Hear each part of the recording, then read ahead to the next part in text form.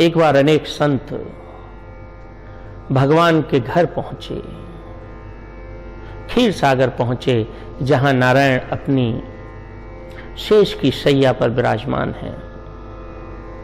महालक्ष्मी जिनके चरण सेवा दे रही हैं, उनके आयुध उनकी आज्ञा में इधर उधर उनके आसपास ही हैं। शेष ही भगवान की अनुकूलता के हिसाब से अपने शरीर को छोटा बड़ा और भिन्न भिन्न आकार में नारायण की सेवा कर रहे हैं। अनेक अनेक ऋषियों का एक दल उनके यहां पहुंचा और पूछने लगे, हे नाथ, आपको जानने का तरीका क्या है? आप क्या हैं? आपको कैसे जाना जाए, कैसे समझा जाए, कैसे आपकी सामीप्यता प्राप्त की जाए, कैसे आपकी निकटता प्राप्त की जाए, कैसे आपको अपने साथ आपके चरणों की सेवा का अवसर प्राप्त किया जाए। भगवान ने बहुत बातें बताई, पर एक उनके मुख से बड़ी विशेष बात निकली। ईश्वर ने कहा कि पृथ्वी लोक में यदि गुरु के चरण पकड़े जाएं और यदि आप वास्तव में मुझे खोजना चाहते हैं, मुझे जानना चाहते हैं, मुझे पाना चाहते हैं, मेरी सामीप्यता चाहते हैं, तो गुरु के चरण पकड़ें। और जब गुरु के चरणों को छुएंगे, स्पर्श करेंगे, नमन करेंगे, तो वहीं कहीं आपको मेरे द्वार की, मेरे घर की चाबी मिल जाएगी। अनेक उन गुरु आचार्यों को, उन महापुरुषों को जिनके चरण रज को धोते धोते ठाकुर का सामीप्य प्राप्त कर लिया। श्रीमद् भागवत कथा में गजेंद्र मोक्ष की जो कथा है, वहां तो सीधा सीधा एक संवाद है, कैसे भगवान गजेंद्र के मोक्ष के लिए आते हैं, लेकिन पहले ग्राह का मोक्ष होता है। जो भगवान के भक्त के चरण पकड़ लेता है, ठाकुर की दृष्टि उस पर पहले पड़ती है। इस संसार में जब पहली बार कोई बालक जन्म लेता है और पहले पहले जब प्रथम सांस लेता है, तो जिस तरह उसे अग्नि की आवश्यकता है पाचक के लिए, जिस तरह उसे वायु की आवश्यकता है श्वास के लिए, जिस तरह उसे आकाश तत्व की आवश्यकता है श्रवण के लिए, जिस तरह उसे रक्त बनने के लिए जल की आवश्यकता है, और जिस प्रकार संपूर्ण निर्माण के लिए पृथ्वी की आवश्यकता है, इन पंच महाभूतों की जिस तरह एक मानव देह के निर्माण के लिए आवश्यकता है, ठीक उसी तरह इस देह की गति के लिए, इस देह के चलन के लिए, इस देह के कल्याण के लिए एक महनीय तत्व की आवश्यकता है, और उस पूर्ण तत्व को गुरु कहते हैं। एक गुरु तो आपके घर में भी है। बालक के प्रथम गुरु तो उसके माता पिता ही हैं। फिर उसके अनेक शिक्षा गुरु हैं, जो स्कूल में, विद्यालय में, यूनिवर्सिटीज में, कहीं संगीत की कक्षाओं में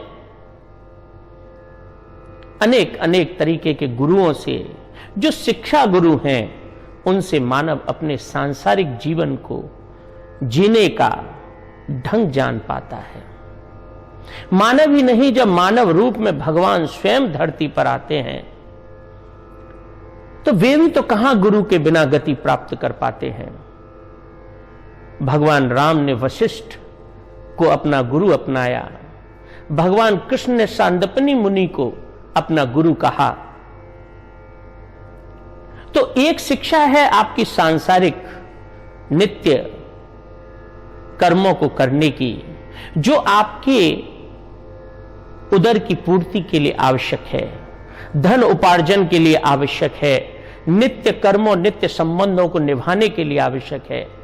लेकिन जब आप अपना जीवन जी रहे होते हैं, तो उसी समय आप एक जीवन और जी रहे होते हैं। एक यात्रा तो आपके शरीर की यात्रा है, जिसमें पति पत्नी बच्चे बालक परिवार माता पिता कुटुंब मित्र बंधु बांधव सखा संसार के अनेक अनेक नियमों का बहन है। एक और यात्रा आपके साथ चल रही है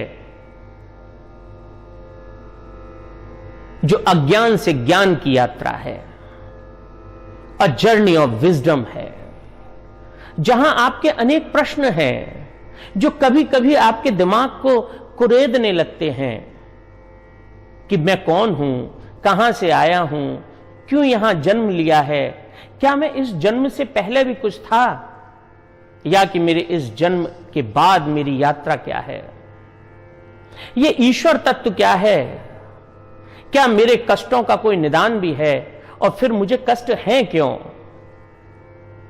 मेरा मेरी मां से संबंध क्या है, मेरा मेरे पिता से संबंध क्या है, क्या मैं अनंत काल से इनका ही पुत्र था, क्या अनंत काल से ये मेरे ही माता पिता थे।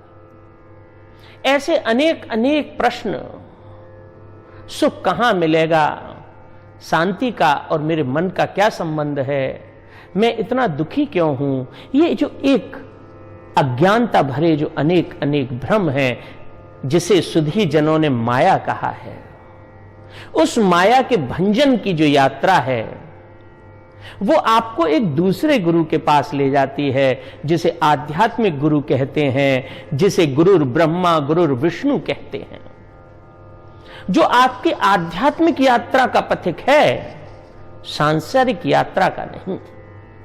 उन महान ऋषि मुनि महापुरुषों को, उन गुरुओं को नमन है जिन्होंने सृष्टि के निर्माण के लिए, हमारे अज्ञान के विध्वंस के लिए सूर्य के समान प्रकाश उस ज्ञान को हमें दे दिया। उन भारद्वाज कश्यप विश्वामित्र असित कर्ण दुर्वासा भृंगु अंगिरा अत्रि वशिष्ठ नारद, उन महान गुरुओं को नमन है जिन्होंने हमारे कल्याणार्थ, हम निश्चय ही योग्य नहीं थे कि उस ज्ञान को प्राप्त कर सकें, लेकिन उन्होंने हमें वो ज्ञान दे दिया। उन्होंने इस सृष्टि को जानने का, अपने अर्थ को समझने का जो महनीय ज्ञान दिया। गुरु ने अपने उपदेशों को हमें कहकर सुनाया, लिखकर सुनाया, स्मृतियां देकर सुनाया। वो जो गुरुदेव हम पे दया कर इस धरती पर आए और इस मानव देव को देह दीप्यमान किया। गुरुदेव ने हमें 4 वेद दिए, 4 उपवेद दिए, 8 वेदांग और 4 ब्राह्मण ग्रंथ दिए। यहीं तो उनकी कृपा शांत नहीं हुई। उन्होंने हमें उपनिषद दिए कि सूक्ष्म शरीर और स्थूल शरीर का संबंध क्या है। जब ईश्वर को आपने प्रसाद की थाली भेंट की तो आपने इस चर्म के शरीर से वो थाली को उठाया और ठाकुर को दे दिया, और फिर आंखें बंद की, एक ही क्षण में आप सूक्ष्म शरीर में प्रवेश कर गए और वहां भगवान से आपने अपने निवेदन स्वीकार करवा लिए। ये स्थूल शरीर और सूक्ष्म शरीर का संबंध खोल दिया। आत्मा की आत्मा कौन है, आंखों के प्रकाश का प्रकाश कौन है, हाथों की शक्ति का शक्ति कहां से आती है, ऐसे अनेक अनेक इन प्रश्नों को सरलतम करके हमें दे दिया। 6 दर्शन शास्त्र हैं जहां हमारे धर्म बताए गए, जहां हमारा व्यवहार बताया गया, ईश्वर को प्राप्त करने के मार्ग बताए गए, कैसा एक भक्त का व्यवहार होना चाहिए, मानव के धर्मशास्त्र बताए गए। गुरु की कृपा का यही अंत नहीं हुआ। उन्होंने कहा तू और भी ले, मैं तुझे इतना दिए जा रहा हूं कि तू जिस दृष्टि से चाहेगा, जैसे चाहेगा, वैसे ही तेरा कल्याण होगा। गुरुदेव भगवान ने बाग में साहित्य हमें सौंप दिया, 18 पुराण दिए जिनमें श्रीमद् भागवत कथा जी और शिव पुराण बड़े प्रचलित हैं। न जाने कितने श्रोता, कितने भक्त भागवत जी के चरण पकड़कर ईश्वर के धाम चले गए, और न जाने कितने भक्तों ने ईश्वर को यहां बुला लिया। वो शिव जो ध्यान योगी है, अपने भक्तों के छोटे से प्यार पर रीझ जाता है, कभी स्वर्ण का घर अपना बनाता है और भक्त के मांगने पर वो घर भक्त को देके स्वयं शमशान को चल देता है। ऐसा महायोगी, ऐसा तपस्वी। 18 प्राण हमें दिए जीवन के उद्धार के लिए कि यहां से आप अपने अज्ञान को मैट दीजिए, यहां से आप अपने अंदर की ज्ञान की गागर को भर लीजिए। 84 स्मृति ग्रंथ दिए जिनमें मनुस्मृति है। मनुस्मृति का एक ही अंश है कि जो जैसा कर्म करेगा वो वैसी जाति को अपनाएगा, वो वैसे तत्व को अंगीकार करेगा। कर्म करना पड़ेगा। आलस को सबसे बड़ा शत्रु बताया। ये गुरुदेव ने हमें लिखकर भी दिया, कहकर भी सुनाया। वांग्मय साहित्य बड़ा बृहद है। 200 के लगभग तो उपनिषद हैं, संत वाणी, रामायण और गीता हैं। भगवान के खुद के मुख से 5000 वर्ष पूर्व जो गीता का उपदेश दिया, चाहे वो फिर एप्पल का निर्माता हो, गूगल का निर्माता हो, विश्व के सबसे बड़े वीर पराक्रमी महापुरुष उस योग के योद्धा हों, चाहे आजकल के ज्ञानी जन तर्कशास्त्री हों, उस गीता को सब सहस्त्रवार नतमस्तक हैं। सभी ने जिसे स्वीकारा है। गुरुदेव ने, जब अर्जुन ने भगवान को गुरु रूप में स्वीकारा, अर्जुन उससे पहले श्री कृष्ण को अपना सखा, बंधु, बांधव तो मानता था, लेकिन गुरु नहीं मानता था। और जब कुरुक्षेत्र के मैदान में उसने भगवान के चरणों में अपने आप को स्वयं समर्पित कर कहा कि आप मुझे उपदेश दीजिए, मेरे भय को नष्ट कर दीजिए। अब इस धर्म क्षेत्र कुरुक्षेत्र में मैं असहाय हूं, तो नारायण ने स्थूल शरीर में भटके हुए, इन शरीरों के मोह में भटके हुए अर्जुन को सूक्ष्म शरीर का, नारायण शरीर का, आत्मा का दर्शन करवाया। यह उच्च कोटि की मीमांसा है, यह उच्च कोटि की बात है कि गीता बड़ी सहजता से उस बात का दर्शन कराती है। वो हम सभी के गुरु हैं। कृष्णम वंदे जगत गुरुम। शायद इसी एक बात के लिए सभी गुरुओं ने उनको ईश्वर कह दिया। और परम ब्रह्म परमात्मा को कुरुक्षेत्र के इसी मैदान में सूर्य ग्रहण के समय एक स्वर में सबने स्वीकार किया। 32 प्रकार की गीताएं आज उपलब्ध हैं, जिनमें अनुगीता, हंस गीता पढ़ने से अज्ञान दूर भाग जाता है और ज्ञान हमारे वाणी है। और जब उन वाणियों को अंगीकार किया जाएगा, स्वीकार किया जाएगा, घोट के पिया जाएगा, तो मोह कहीं दूर निकल जाएगा। उन संत गुरुओं को बारंबार प्रणाम है। ये जो गुरु पूर्णिमा का पर्व है, ये हमें बार बार यही बताता है कि गुरु ही पूर्ण तत्व है, वहां अभाव नहीं है, और पूर्ण तत्व ही ईश्वर है, और ईश्वर को बताने वाला ही गुरु है। जो अन्यत्र नहीं है वो यहां है। पूर्व जन्मों के अनेकों अनेक पुण्य फल उदय हों जब भगवान गुरु को जीवन में भेजते हैं। भागवत जी के प्रारंभ में ही जब सुखदेव मुनि अपने मां की कोख से निकलकर वन को जाने लगे, तो वहां रंभा और अनेक परियां, स्वर्ग की अप्सराएं सरोवर में स्नान कर रही थीं। वो उनके स्वरूप को देखकर दौड़ी कि ऐसा स्वरूप, ऐसी दृष्टि, ऐसी दया हमने कभी नहीं देखी। इनकी दृष्टि हमारे ऊपर पड़ क्यों नहीं रही है। रंभा और उनकी सहचरियां उस सरोवर में से निकल के दौड़ी सुखदेव के पीछे, सुखदेव को पकड़ने के लिए कि गुरुदेव के दर्शन हो जाए, गुरुदेव की दृष्टि हम पर पड़ जाए। निश्चय हम स्वर्ग की अप्सराएं हैं, लेकिन हमारे पास ऐसा कुछ भी नहीं है जिसके लिए हम इतराएं। और यदि गुरु की दृष्टि हम पर पड़ी तो निश्चय ही हम बड़ी कल्याणकारी हो जाएंगी, हम अनेक अनेक ऋणों से मुक्त हो जाएंगी। रहुगणे तपसा न याति न चेज्जया निर्वपणात् ग्रहाद्वा न छंदसा नैव जलाग्नि सूर्ये बिना महत पाद रजो अभिषेकम। श्रीमद् भागवत जी के पंचम स्कंद का 12वें अध्याय का 12वां श्लोक, बिना महत पाद रजोभिषेकम।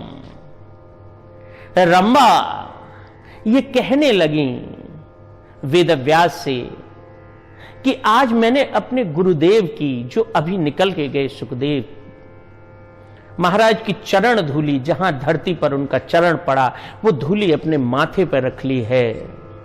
देखिए तो कैसी सुगंध मेरे शरीर में आ रही है, कैसी आभा निखर गई है, जैसे साक्षात ईश्वर ने मुझे अपने दर्शन दे दिए हों। एक अलग तरीके का आत्मविश्वास मेरे अंदर आ गया है। यद्यपि मैं अपने आप को सुंदर बनाने के लिए, श्रेष्ठ बनाने के लिए, ऊंचा बनाने के लिए न जाने कितने आलता, कितने सुगंधित द्रव्य, न जाने कितने उबटन लगाया करती हूं, लेकिन ये जो मुझे चरण धूली लगा के जो अपने अंदर गौरव आया है, निश्चय वो और किसी तत्व से आ नहीं सकता, कोई और दे नहीं सकता। वो जो मुझे आज मिला है, वृथा गदम तस्य नरस्य जीवनम इदम भस्मांतम शरीरम। अंत में जाके शरीर मिट्टी है, मिट्टी में मिल जाना है, लेकिन यदि गुरु की शरणागति प्राप्त हुई तो ईश्वर भी निकट आ जाएंगे, समस्त दुखों का भंजन हो जाएगा। न जाने क्या सोचें, कई बार गुरु को लेके बड़ी भ्रांति हो जाती है। कोई गुरु बुरा नहीं होता, किसी गुरु को बुरा नहीं बनाया गया, किसी गुरु को अयोग्य नहीं कहा गया। कई बार ये वर्तमान में प्रश्न उठ जाता है कि गुरु तो अयोग्य भी होते हैं, लेकिन शास्त्र कहता है गुरु कभी अयोग्य नहीं हो सकता।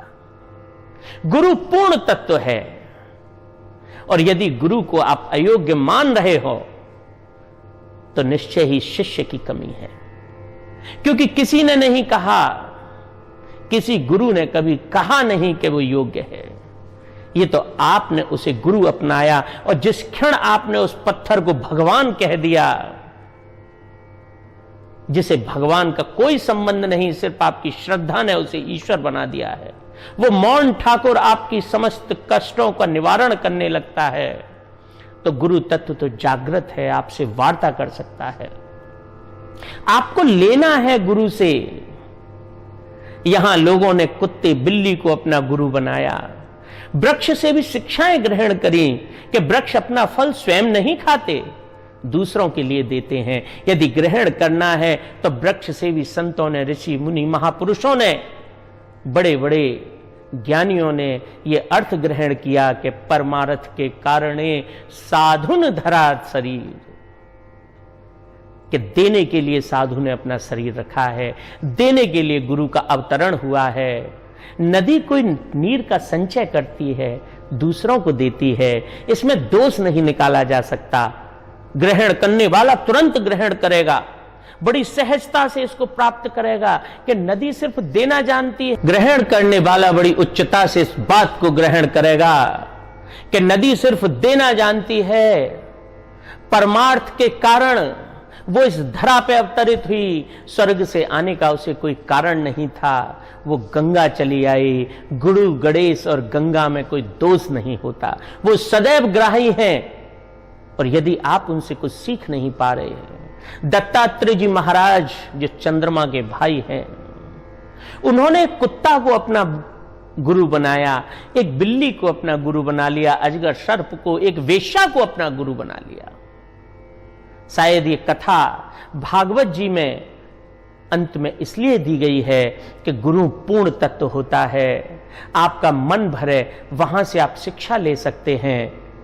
एक कुत्ते से भी उन्होंने जागृति की शिक्षा ले ली, एक अजगर से उन्होंने ये शिक्षा ले ली कि अजगर करे न चाकरी और पक्षी करे न काम, और सबके दाता राम, ईश्वर देने वाला है। और वहीं उन्होंने एक कुंवारी कन्या से शिक्षा ली कि हमें व्यवहार को विशेष ध्यान रखना चाहिए। आपकी जैसी मति होगी, आप वैसी शिक्षा ग्रहण करना प्रारंभ कर देंगे। लेकिन आज वो दत्तात्रेय जी की जो 5000 वर्ष पहले की कथा भागवत जी में रखी गई। मेरा प्रणाम है उन महामुनि ऋषि मुनि संतों को जिन्होंने इतना फिल्टर्ड ज्ञान हमें ऐसे सहज में सरोपा। पृथ्वी वायुर आकाश मापो अग्नि चंद्रमा रवि कपोतो अजगरः सिंधु पतंगो मधुकृत गजः। श्रीमद् भागवत कथा के एकादश स्कंद के 7वें अध्याय का 33वां ये श्लोक जो ये कह रहा है कि दत्तात्रेय महाराज ने किस तरह पृथ्वी वायु अग्नि और जल को अपना गुरु बना लिया, कैसे उन सब ने उनसे ज्ञान ग्रहण कर लिया। और यह कथा भागवत जी में इसलिए ही डाली गई कि कलयुग में मानव जब सिफारसी गुरुओं को खोज रहे होंगे कि ये गुरु राजा के मित्र हैं, ये हमारा वो कार्य सिद्ध करा देंगे, ये गुरु हमारे बड़े ज्ञानी हैं, इनका परिचय वहां वहां है, ये वहां हमारा कोई कार्य सिद्ध करा देंगे। जब इस भाव से अरे इनके बड़े बड़े गुरु हैं, बड़े बड़े शिष्य हैं, इनसे दीक्षा ले लेते हैं, ये हमारे गुरु बन जाएं तो हमारे सब काम बन जाएं, इस दृष्टि से जब गुरु का चयन किया जाएगा तो फिर गुरु नहीं मिल पाएगा।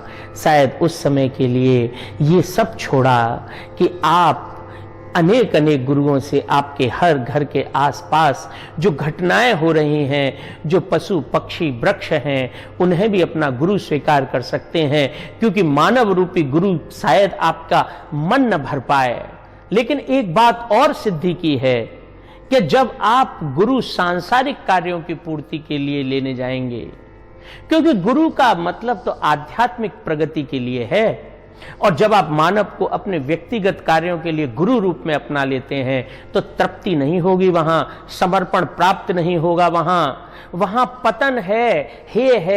और हो सकता है फिर कई कई महापुरुष तो हमें ऐसे मिले जिन्होंने अनेक अनेक गुरु बनाए हैं, लेकिन गुरु तत्व इन सब बातों से विघ्न रहित है। वो पूर्ण तत्व है जिसे ईश्वर ने, परमात्मा ने भी अंगीकार किया है। और यदि तो कोई अपने दोषों की गिनती करने लगे और यदि कोई अपने गुणों की गिनती करने लगे तो निश्चय ही भ्रम उत्पन्न हो जाएगा। तो ईश्वर के चरणों में समर्पण के साथ ही ठाकुर की चाबी को गुरु के चरणों में खोजा जाए। और वो नारायण एक बार कृष्ण भगवान बर्बरीक से मिले और उन्होंने बर्बरीक से एक प्रश्न पूछा। महाभारत के अंत में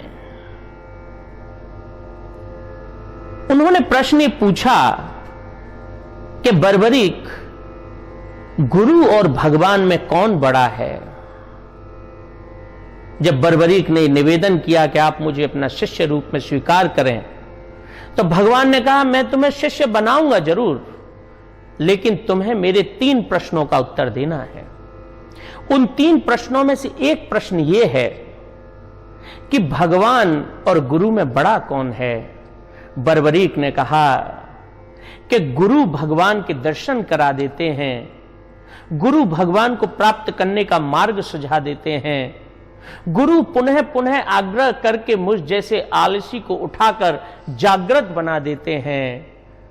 गुरु गोविंद दो खड़े काके लागू पाए,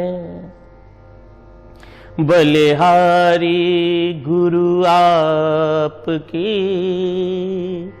गोविंद दियो रे बताए।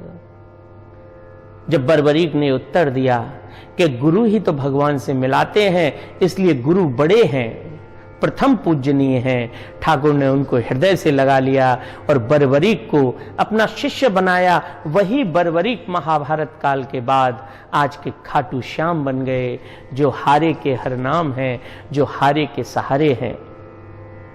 गुरु वो है जो आपके अंदर छुपे हुए शिव तत्व को जागृत कर देता है। नित्य कर्मों में भटका हुआ माया के मोह का ये मानव कभी नहीं जान पाता कि वो शिव तत्व है। तो गुरु वो हैं जो आपको आपसे मिला दे, जो शिव को शिव से मिला दे, जो विष्णु को विष्णु से मिला दे, जो बूंद को अमृत से मिला दे।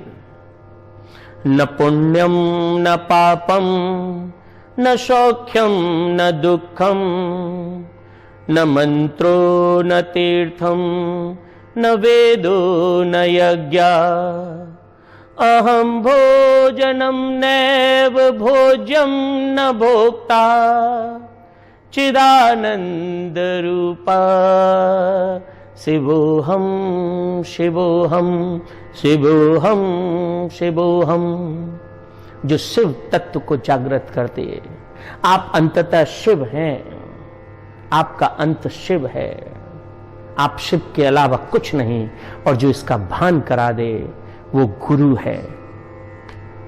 ओम पूर्णमदः पूर्णमिदं पूर्णाद पूर्णमुदच्यते पूर्णस्य पूर्णमादाय